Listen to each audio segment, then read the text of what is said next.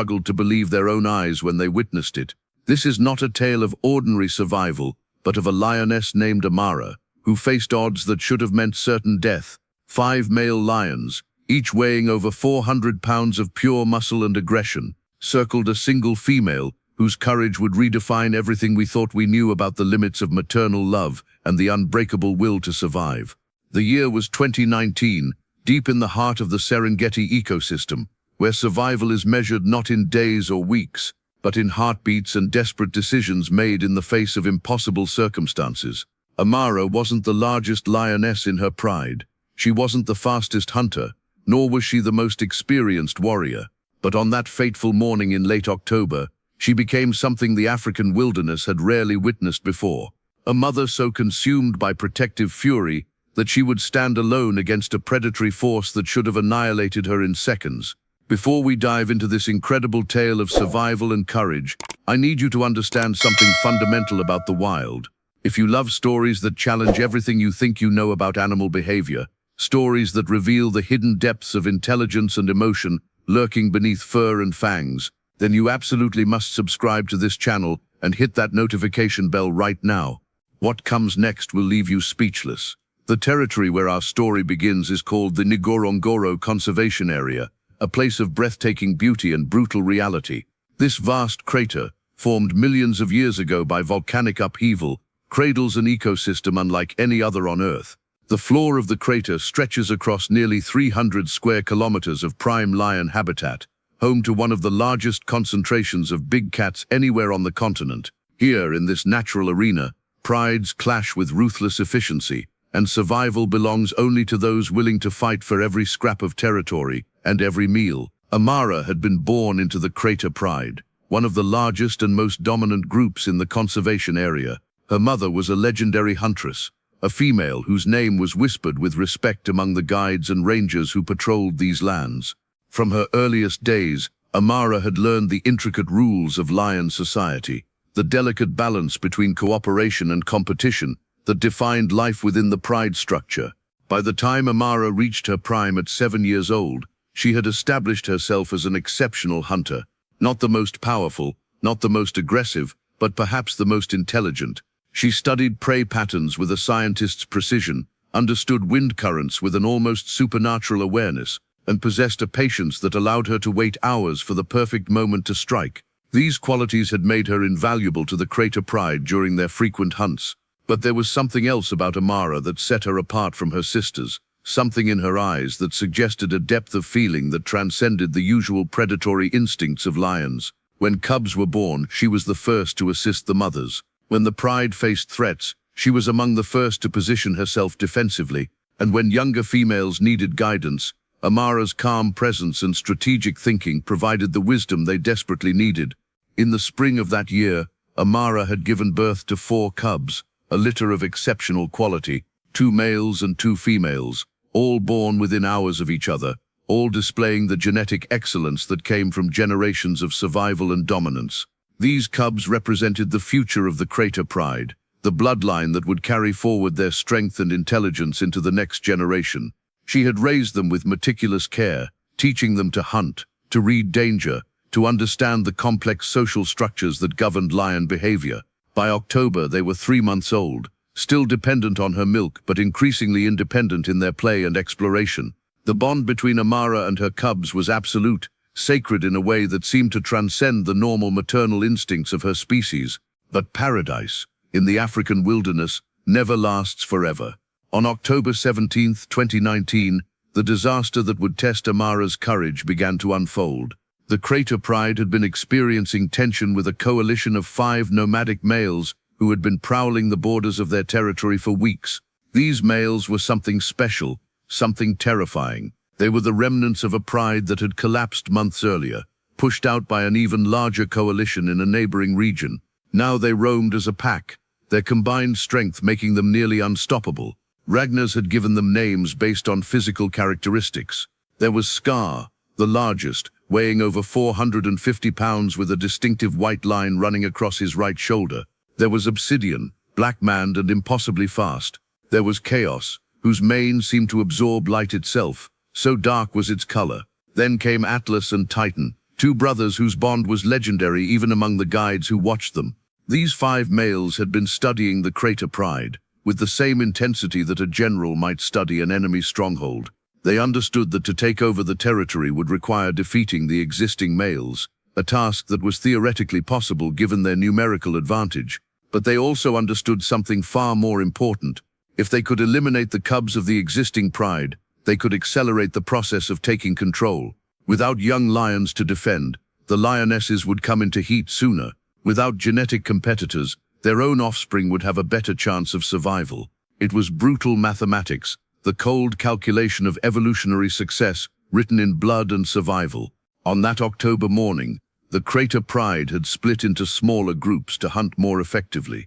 Amara, along with 2 other lionesses and all 4 of her cubs, had separated from the main Pride to pursue a herd of zebras near a salt lick on the crater floor. The hunting grounds were relatively open, which meant visibility was good but cover was minimal. Amara should have been nervous about such exposure with her young cubs, but the hunting opportunity was too good to pass up. The zebras were numerous and weakened by the ongoing dry season. A successful kill would feed her cubs for days. She couldn't have anticipated what was about to happen. She couldn't have known that the 5 males had been tracking her movements, waiting for exactly this moment when she would be separated from the Pride's adult males, when she would be vulnerable and exposed. The attack came without warning. One moment, Amara was directing her hunting companions toward the zebra herd, watching her cubs play safely in a shallow depression in the ground. The next moment, a roar that seemed to shake the earth itself echoed across the crater. A roar so powerful, so filled with predatory intent, that every herbivore for a kilometer in any direction immediately panicked. The zebras scattered in all directions, forgetting their own safety in their desperate flight from the 5 massive males who were suddenly charging across the plain like an unstoppable force of nature. Amara's 2 hunting companions didn't hesitate. Self-preservation is the first law of the wild, and they understood immediately that they were outmatched. They bolted toward the safety of the main Pride's territory, abandoning Amara and her cubs to their fate. It was a betrayal that any human might judge harshly, but it was also a survival mechanism that had kept their species alive for millions of years. What happened next, however, was something that defied the usual parameters of lion behavior, something that would be discussed in wildlife journals and universities for years to come. Instead of fleeing, Amara did something that seemed almost suicidal in its bravery. She turned to face the approaching males, placing herself directly between them and her cubs. Her body language was clear, unmistakable, a statement written in muscle and fur and defiant eyes. These cubs would not die today, not on her watch, not while she drew breath. The 5 males, who had expected easy prey, a few cubs separated from their pride, suddenly found themselves facing something they hadn't anticipated. A mother lioness who had decided that her cubs' lives were worth more than her own.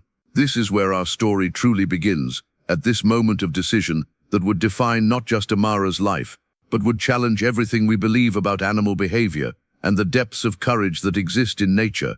The 5 males didn't slow their charge. They had committed to this attack, and turning back was never an option in their savage hierarchy. But what they encountered was something that stopped them, at least momentarily, in their tracks. Amara's roar, when it came, wasn't the sound of a desperate lioness making a last stand. It was the roar of a warrior, of a predator, who had decided that the outcome of this confrontation was irrelevant. What mattered was that her cubs would have time to run, time to reach safety, time to live. The sound of that roar, captured on the wildlife researchers' audio equipment from nearly a kilometer away, would later be analyzed by acoustics experts who confirmed something extraordinary. Amara's roar contained frequencies and intensities that suggested a level of emotional intensity that science had no framework for understanding in lions. Scar, the massive black-maned leader of the coalition, was the first to commit fully to the confrontation. He had spent years establishing his dominance over other males, had fought countless battles, had emerged victorious from situations that would have killed ordinary lions. But Amara's courage seemed to unsettle him in ways that pure aggression could not. When he charged directly at her, she met him head-on, something that virtually no lioness would ever voluntarily do against a male of his size and power. The collision was catastrophic. Nearly 900 pounds of lion flesh and fury collided in a tangle of claws and teeth and pure animalistic rage. The impact sent both of them tumbling across the dusty ground, raising a cloud so thick that the other males momentarily lost sight of the action. What happened in those first seconds of contact would be analyzed frame by frame from the wildlife researchers' high-speed camera footage for months afterward. Amara didn't try to match Scar's strength. She understood instinctively that such a strategy would be suicide. Instead, she used his own momentum against him, twisting and rolling in ways that seemed to defy the physical limitations of her body. When his jaws snapped at her throat, she had already moved, presenting her shoulder instead, and raking her claws across his face with a precision that left deep gouges running from his eye to his chin. Blood poured from the wounds, temporarily blinding him in one eye, causing him to roar in pain and fury rather than the controlled aggression he had been displaying. But Amara never had a chance to capitalize on this advantage because the other 4 males were already converging on her position. Obsidian, moving with the speed that had earned him his name, came at her from the left side, his jaws aimed at her hindquarters. Atlas and Titan, the 2 brothers, approached from opposite angles, attempting to encircle her completely. And Chaos, the dark-maned male, whose temperament was known among the guides to be the most vicious of the coalition, came straight at her from the front, determined to finish what Scar had started. For the next 17 minutes, what unfolded was one of the most extraordinary displays of courage and tactical brilliance that the watching researchers had ever witnessed in lion behavior. Amara fought with a ferocity that seemed to grow stronger with each wound she sustained. When Chaos managed to rake his claws across her flank, opening a wound that would require dozens of stitches in a human, she barely seemed to notice. She simply pivoted, using her injured side to block his access to her vulnerable underbelly, and delivered a vicious bite to his shoulder that made him shriek in pain. The 5 males were all experienced fighters, all battle-hardened warriors who had proven their dominance time and again across multiple territories, but they had never encountered anything quite like Amara's absolute refusal to surrender, her complete commitment to the fight regardless of the overwhelming odds stacked against her. One by one, they began to realize something that should have been obvious but wasn't. They could probably kill this lioness, but they would pay an enormous price in the process. More than one of them would sustain injuries serious enough to threaten their survival. In the wild, where every day brings new challenges and competition, such injuries could be fatal. They could mean the difference between successfully hunting and slowly starving to death. What happened next revealed something fundamental about lion psychology that most people don't understand. Despite their reputation as apex predators, despite their fearsome power and aggression, lions are also intelligent enough to recognize when a fight is no longer profitable. They are capable of tactical retreat, of recognizing when the cost of victory exceeds the benefits. And that's exactly what the 5 males began to do. Chaos was the first to back away, moving to a distance of about 10 meters, still snarling and growling but no longer actively attacking. Titan and Atlas, seeing their coalition brothers' withdrawal, began to reduce the intensity of their assaults as well. Within moments, Obsidian had also stepped back, his breathing heavy, his body language suggesting exhaustion rather than continued aggression. But Scar, the leader of the coalition, the male with the massive frame and the dark mane, refused to give up so easily. There was something in his eyes, something that suggested this fight had become personal for him, in a way that transcended the usual territorial or reproductive motivations that drove male lion behavior. Perhaps he sensed that his leadership position within the coalition was being threatened if he backed down from a single lioness. Perhaps the wounds that Amara had inflicted on his face had triggered something primal in him, a need to dominate, to overcome, to prove his superiority. Whatever the reason, Scar committed to one final desperate assault on Amara. He charged with every ounce of strength he possessed, his massive body moving with surprising speed for something so large. Amara, exhausted from the previous battles, wounded in multiple places, her body screaming with pain and exertion, nevertheless stood her ground. She had looked back only once during the entire confrontation to see her cubs, now racing away toward the crater's rim where the main Pride territory began. They were going to make it. They were going to survive. That knowledge gave her the strength to face what came next. The final collision between Scar and Amara was the most violent of the entire encounter. They crashed together with such force that the ground itself seemed to shudder with the impact. Both lions tumbled across the dirt, locked in a death grip that seemed to hold them suspended in time. For a moment it appeared that both of them might perish in this final struggle, that neither would emerge from this encounter alive. But then something shifted. Amara, who had been on her back with Scar's jaws bearing down toward her throat, managed to drive her hind legs upward with devastating force. Her claws connected with his abdomen, tearing through fur and flesh, drawing blood that poured across both of them. The pain was enough to make Scar release his grip on her throat. It was enough to make him recoil, to stumble backward, to reassess the situation with eyes that were finally showing the first signs of real doubt. Amara, battered and bleeding from a dozen different wounds, struggled to her feet. Her breathing came in ragged gasps. Her left eye was swollen nearly shut. Her flanks bore deep gouges that exposed raw muscle beneath. And yet, when she took a step toward Scar, when her lips pulled back from her teeth in a snarl of pure defiance, something shifted in the entire dynamic of the confrontation.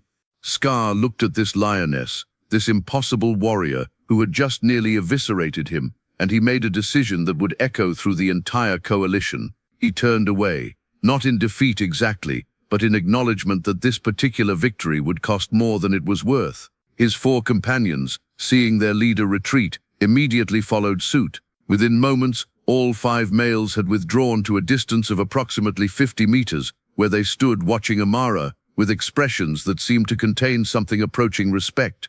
For several minutes, nobody moved. Amara remained standing, motionless except for her heaving sides and the trembling of her muscles from exertion and shock. The 5 males watched her, occasionally exchanging what seemed to be communicative glances with each other, and then, as if responding to some signal that no human observer could perceive, they turned away completely and began walking back toward the territorial boundaries they had violated. They didn't roar challenges or make threatening displays.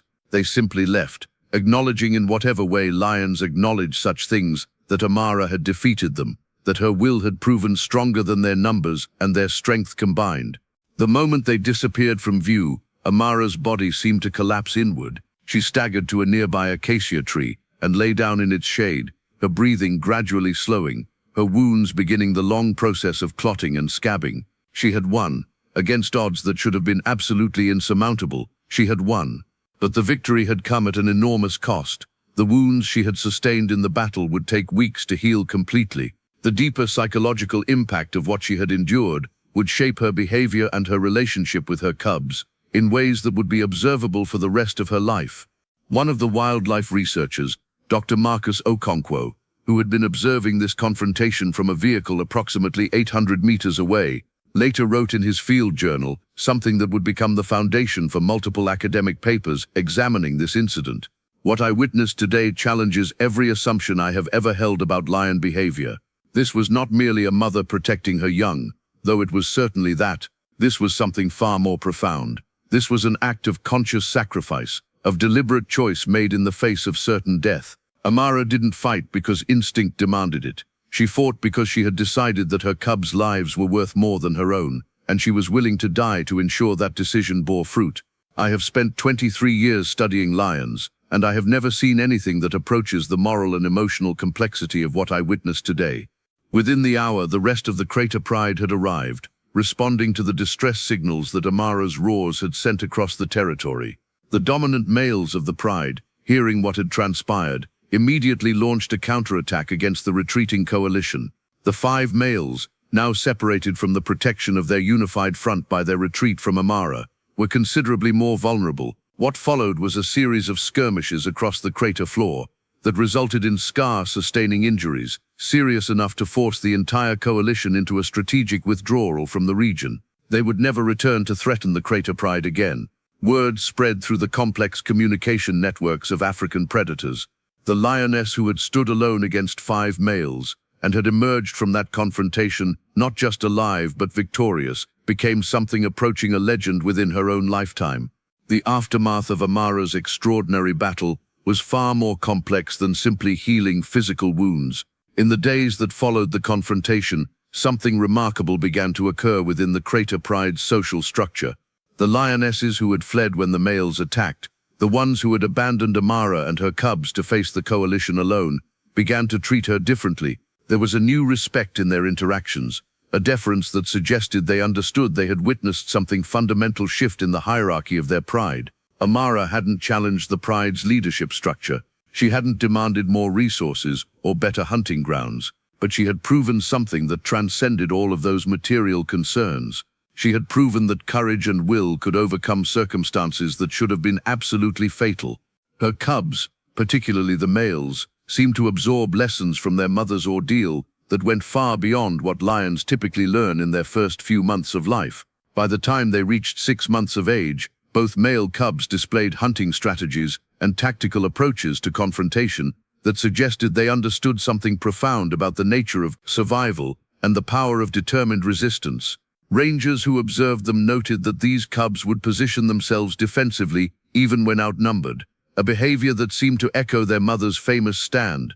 Whether this was instinct, learned behavior, or something more complex remained a subject of considerable debate among researchers. The physical toll of the battle was severe and lasted far longer than anyone initially anticipated. The largest of Amara's wounds, the deep gouge across her left flank that had been inflicted by Obsidian's claws during the height of the confrontation, became infected despite the Crater Pride's best efforts to keep it clean. For 3 weeks following the attack, Amara ran a fever that sapped her strength and left her vulnerable to secondary infections. The Pride's veterinarians, who monitored her condition via remote sensors that had been placed on her during routine health checks, recorded her body temperature fluctuating between 103 and 105 degrees Fahrenheit. There were moments when it seemed she might not survive her injuries, when the infection might claim her despite her extraordinary will to live.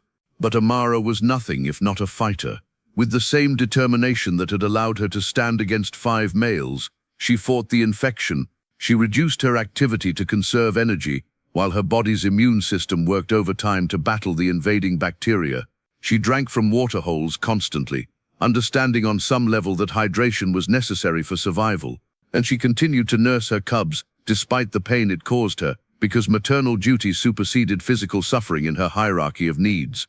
By the 4th week following the attack, the infection had finally broken, her fever subsided, her appetite returned, and slowly, incrementally, she began the long process of physical recovery. The scar tissue from her wounds told a story written on her body. The deep gouge on her left flank healed into a distinctive white line that would mark her for the rest of her life. The puncture wounds from Scar's teeth on her shoulder formed an irregular pattern that resembled constellation stars when viewed from certain angles.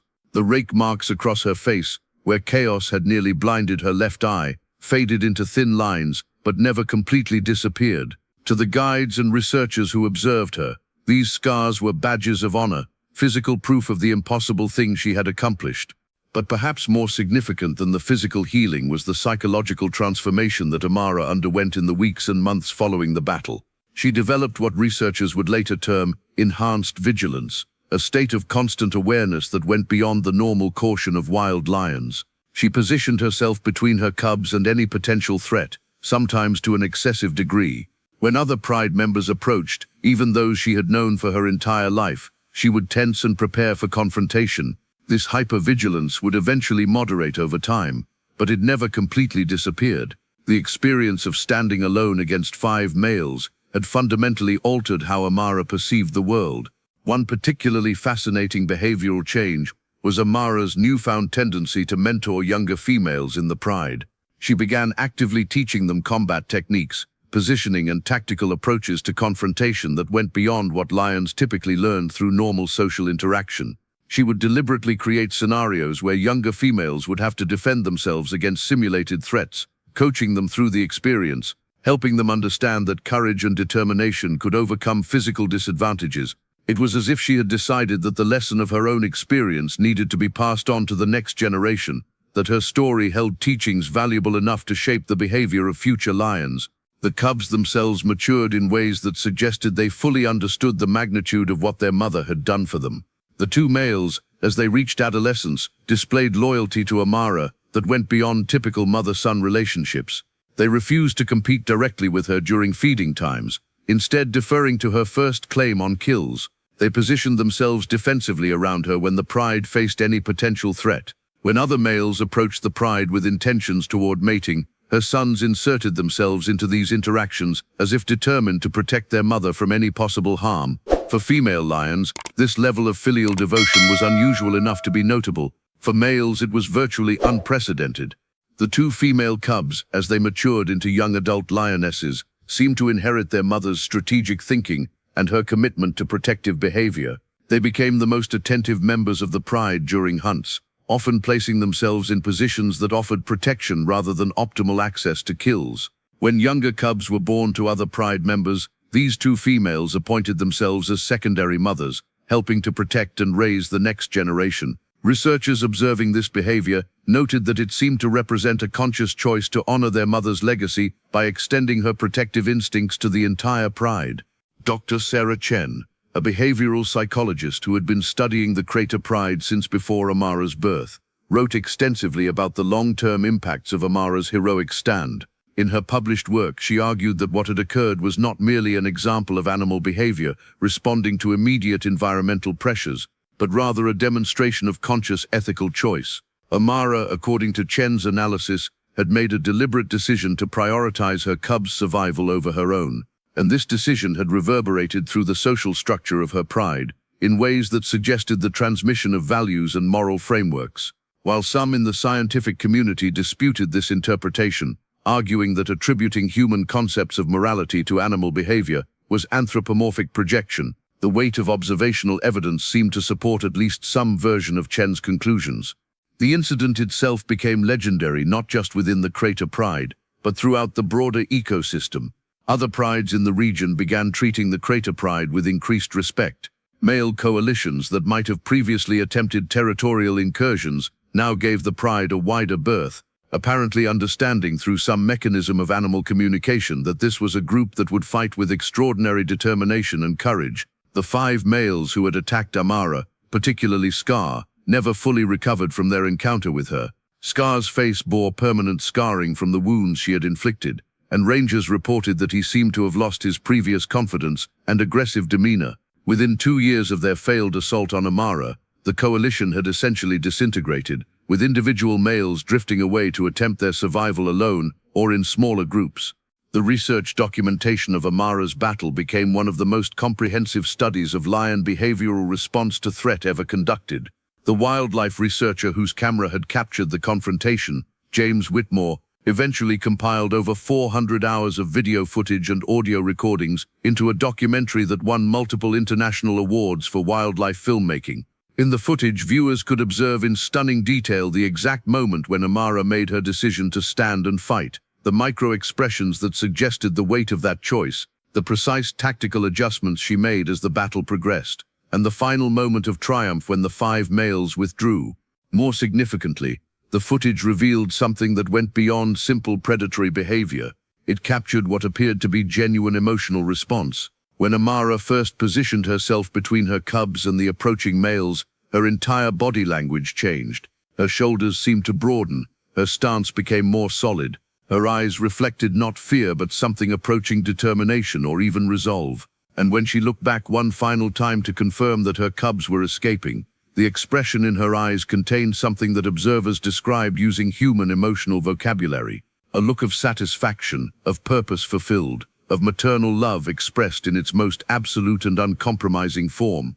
The impact of Amara's story extended far beyond the academic community. Conservation groups seized upon her tale as evidence of the emotional and cognitive complexity of lions, using her example to argue for increased protection of African predators and their habitats. Tourism in the Serengeti region increased as visitors from around the world came hoping to catch a glimpse of the legendary lioness who had stood alone against impossible odds. While this increase in tourism created some challenges for the ecosystem, it also generated substantial revenue for conservation efforts and created powerful economic incentives for protecting the region's wildlife.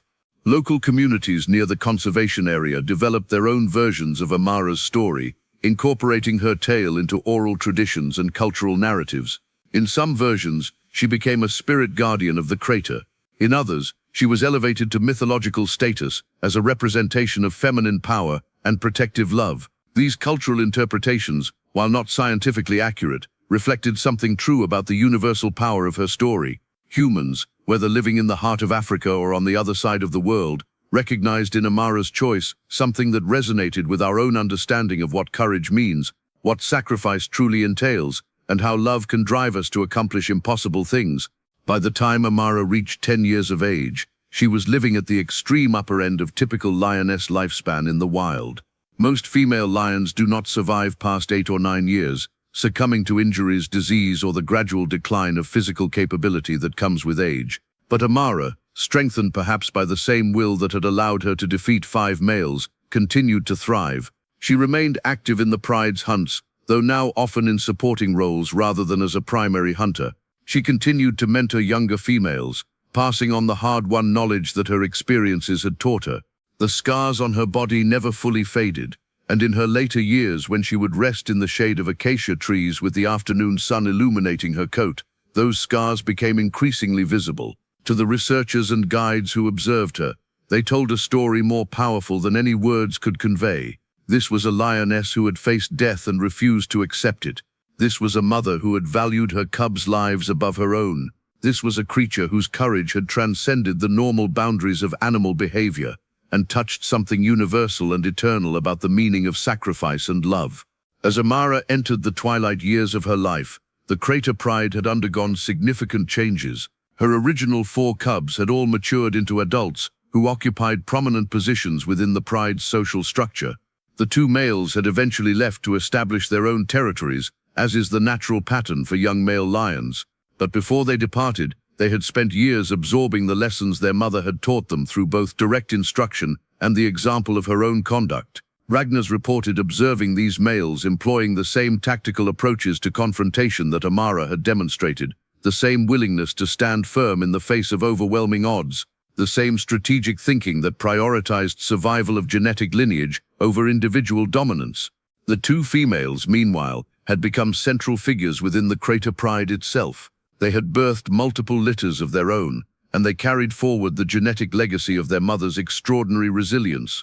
More importantly, they had inherited and transmitted something intangible but undeniably real, a behavioral and psychological framework that emphasized protective instinct and determined resistance to threat.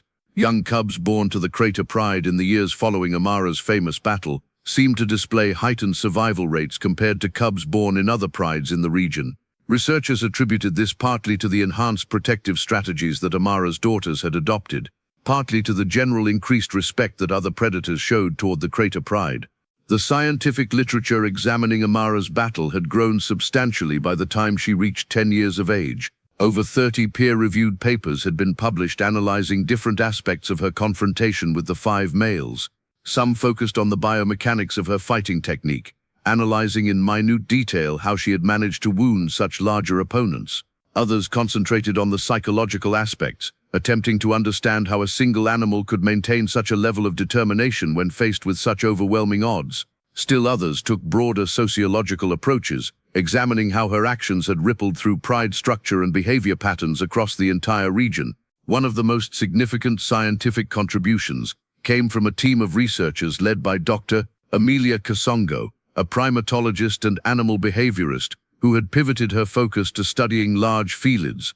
Kasongo's work proposed a revolutionary framework for understanding what she termed moral agency in non-human animals. Her central argument was that Amara's actions could not be adequately explained by invoking simple evolutionary imperatives or instinctual responses to environmental stimuli. Instead, Kasongo suggested, Amara had made a genuine moral choice, understanding the consequences of her actions and deliberately accepting those consequences in order to serve what she perceived as a greater good, the survival of her cubs. This interpretation was controversial. Critics argued that Kasongo was engaging in anthropomorphic projection, imposing human concepts of morality and conscious choice onto animal behavior that could be adequately explained through simpler mechanisms. But Kasongo's response to these criticisms was compelling. She pointed out that by demanding proof of consciousness and moral agency that would be impossible to obtain in any non-human animal, critics were essentially arguing that morality and conscious choice were uniquely human attributes. This position, she suggested, was both philosophically unjustifiable and empirically unsupported. The fossil record, the neuroscience of animal brains, and direct observation of animal behavior all suggested that consciousness and moral reasoning existed on a spectrum rather than as a binary present or absent. The broader impact of Amara's story extended into popular culture and philosophy in ways that transcended the scientific community. Documentaries about her battle appeared on major television networks around the world. Philosophers and theologians cited her actions as an example of sacrificial love expressed across species boundaries. Artists created sculptures and paintings attempting to capture the moment of her heroic stand. Authors incorporated variations of her story into novels and short stories. In all of these retellings, something essential remained unchanged. The core truth that a single individual, choosing courage and commitment to something larger than herself, could accomplish things that seemed absolutely impossible. The question that animated much of this cultural discussion was deceptively simple but profound in its implications. What does it mean when an animal acts in a way that we associate exclusively with human morality and human courage? If lions are capable of sacrifice, if they are capable of choosing death to protect their offspring, what does that tell us about ourselves, about the nature of love, about the meaning of courage? These questions forced people to confront assumptions they had held about human uniqueness and human exceptionalism. By her 11th year, Amara's physical decline was becoming increasingly apparent. Her joints stiffened with arthritis. Her hunting success rate declined as her reflexes slowed. The wounds that had accumulated over a lifetime of living in the wild, from countless hunts and territorial disputes and simple accidents, made their presence felt in her daily movements. The scar on her flank, the most prominent reminder of her legendary battle, had faded further, becoming pale and barely visible against her aging coat. But to those who knew her history, that scar remained the most powerful symbol in all of the Serengeti, a physical manifestation of courage and maternal love. The crater pride, recognizing perhaps that their matriarch was entering her final years, began to show her increased deference and protection. The younger lionesses positioned her in the best hunting spots during kills, even though this meant they received less meat themselves. The males of the pride, who would normally have competed fiercely with aging females for resources, instead ensured that Amara ate first and ate well. It was as if the entire pride understood, on some level that transcended mere social hierarchy, that they owed this ancient female a debt that could never be fully repaid. The guides and researchers who had observed Amara throughout her life began making pilgrimages to see her with increased frequency, as if understanding that her time was limited and wanting to pay their respects to a creature they had come to revere. Dr. Marcus Okonkwo, who had witnessed her legendary battle all those years ago, made a special trip from his university position to spend a week observing her one final time. In his journal entry from that week, he wrote something that captured the essence of what Amara had come to represent to those who had studied her. Amara is old now, and the weight of years shows in every movement. Her mane is less lustrous, her body is less powerful, but when you look into her eyes, you see something unchanged. You see the same determination that drove her to stand against 5 males. You see the same protective instinct that made her willing to die for her cubs.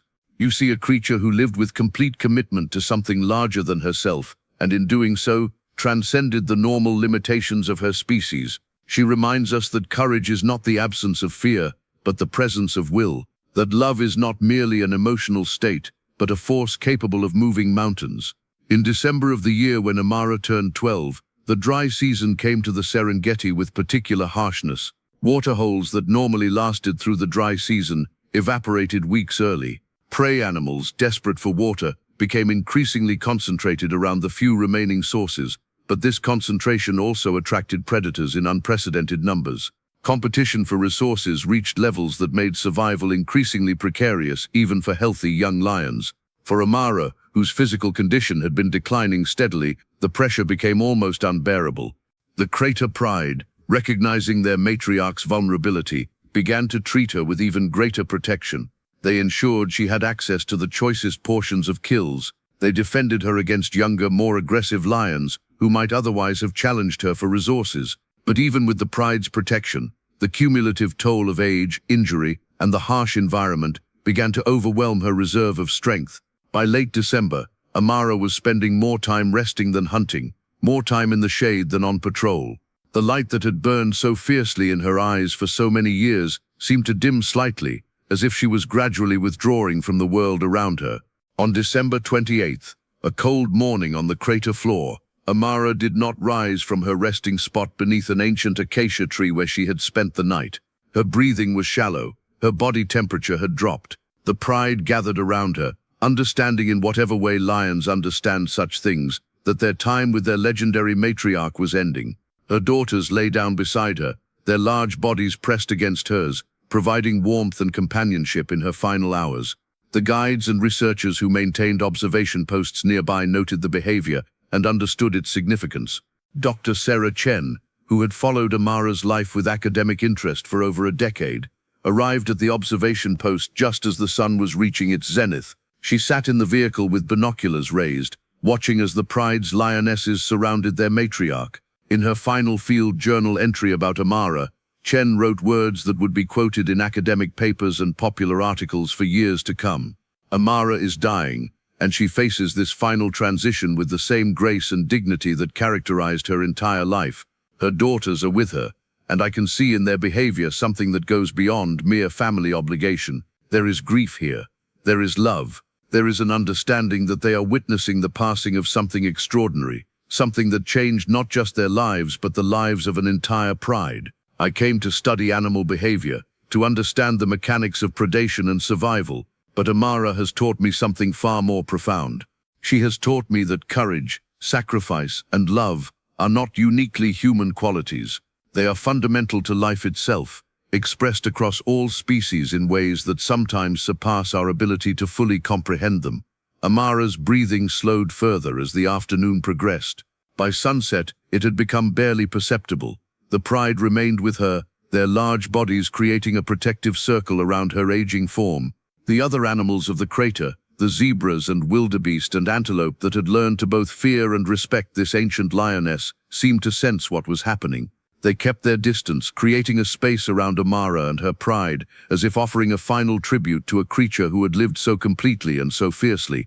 As darkness fell on December 28th, Amara's heart beat its final rhythm. The ancient lioness, the mother who had stood alone against 5 males, the warrior who had refused to accept death even when it seemed absolutely inevitable, finally surrendered to the one opponent that no living thing can ultimately defeat. She died surrounded by her daughters, surrounded by her pride, surrounded by the crater that had been her home and her kingdom for her entire life. The news of Amara's death spread through the scientific and conservation communities with remarkable speed. Tributes poured in from researchers and wildlife experts around the world. Universities held remembrance ceremonies. Conservation organizations issued statements honoring her legacy. News outlets that had followed her story over the years ran retrospectives examining the impact she had had on how humans understood and related to wildlife. In the Serengeti region itself, local communities held traditional ceremonies to honor her passing, incorporating her story into their cultural and spiritual traditions. But perhaps the most meaningful tribute came from within the crater pride itself. In the days following Amara's death, her daughters and the other lionesses of the pride began demonstrating behaviors that seemed to honor her memory. They took on more protective roles with the younger cubs, mirroring the strategies that Amara had developed and refined over her lifetime. The males of the pride maintained the pride's territorial boundaries with renewed aggression, as if determined to preserve the legacy that Amara had fought so hard to establish. The entire pride seemed to operate with a sense of purpose and determination that suggested they understood, on some level, that they were now the custodians of something precious, the keepers of the memory of a lion who had transcended the normal boundaries of her species. In the years that followed Amara's death, the crater pride continued to thrive. The survival rates of their cubs remained higher than average. Their territorial dominance was rarely challenged, and the guides and researchers who observed them frequently remarked that the pride seemed to carry forward something of Amara's legacy, a commitment to protection, a willingness to stand firm in the face of threat, a courage that seemed almost conscious and deliberate. Dr. Marcus Okonkwo, reflecting on Amara's life and legacy in a paper published 3 years after her death, wrote a conclusion that seemed to capture the essence of why her story had resonated so powerfully across species and across cultures. Amara stood alone against 5 males and emerged victorious, not because she was stronger or faster or more physically powerful than her opponents. She emerged victorious because she chose something larger than herself, because she committed absolutely to protecting her cubs, because she refused to accept defeat, even when defeat seemed inevitable. In doing so, she demonstrated something that goes to the heart of what it means to be alive, what it means to love, what it means to be truly courageous.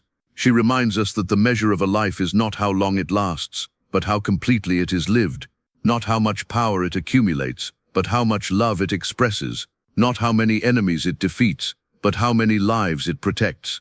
Amara was a lion, but in her actions, in her choices, in her unwavering commitment to something larger than herself, she transcended species and touched something universal and eternal that lives in every creature capable of love. Today, nearly a decade after her death, Amara's legend continues to grow. New researchers discovering her story are amazed by the documentation, the video footage, the photographic evidence of something that should have been impossible. Educational programs use her as a teaching tool, not just about animal behavior, but about the nature of courage and sacrifice. Her story has become a bridge between human and animal understanding, a reminder that the capacity for heroic action and self-sacrifice exists not just in human hearts, but in the hearts of creatures we share this planet with. The scar on the crater floor where her legendary battle took place has long since vanished, erased by wind and rain and the passage of countless animals across the African savannah. But the scar on the collective memory of all those who know her story remains permanent, indelible, a testament to one lioness who chose courage when she could have chosen safety, who chose sacrifice when she could have chosen escape, who chose to stand alone against impossible odds so that her cubs might live. And in the Serengeti, when guides point out the cubs of Amara's descendants to tourists, they still tell the story. They still describe that legendary morning when a single lioness faced 5 males and refused to yield. They still speak of the moment when she looked back to confirm her cubs were escaping, of the determination in her eyes, of the absolute commitment that blazed through her every movement. And in telling that story, again and again, year after year, they keep alive the memory of a creature who reminds us all of what is truly possible when love demands everything, and courage answers that demand without hesitation. This is the story of Amara, the lioness who stood alone and changed everything. This is the story of a mother's love expressed in its most absolute and uncompromising form. This is the story of a creature who lived so completely, fought so fiercely, and loved so absolutely that her name became synonymous with courage itself. And it is a story that will continue to be told and retold in science journals and popular media, in schools and universities and around campfires, for as long as humans continue to marvel at the extraordinary capacity for heroism that exists in the natural world. If this incredible true story has moved you, has challenged your assumptions about what animals are capable of, has reminded you of the universal power of courage and sacrifice, then please hit that like button, subscribe to this channel, and turn on notifications so you never miss these amazing documentaries that show the true wonders of nature. Share this video with someone who needs to hear that courage is possible, that sacrifice matters, that love can move us to accomplish impossible things. And tell us in the comments, did Amara's story touch your heart? Have you ever witnessed an act of courage or sacrifice that changed how you understand the world? We love hearing your stories and your perspectives, because together, through sharing these incredible tales from the natural world, we remind each other of the extraordinary capacity for heroism and love that exists in all living things. Thank you for watching. Thank you for witnessing the story of Amara. And remember, in a world that often feels dark and overwhelming, there are creatures like her who remind us that courage, commitment, and love are never wasted, never insignificant, never without power. They change everything.